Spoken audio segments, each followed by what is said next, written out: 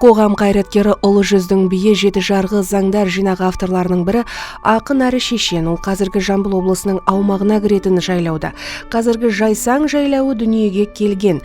Төле би Ұлы Жүз дулаттан тараған Жаныс руынан шыққан. 1726 жылы көктемнің соңына таман Қаратаудың оңтүстік бөктерінде Ордабасы тауында 300-дің атақты хан сұлтандары, билер мен батырлары жиналған ұлы жиын өтеді.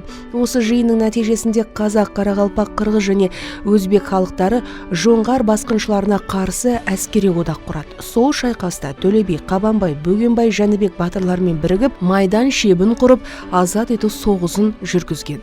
Бұдан бөлек Төле би Ресей мен Ұлы Жүз арасындағы қарым-қатынасты қалыптастырып, дамытуға айтарлықтай үлес қосқан.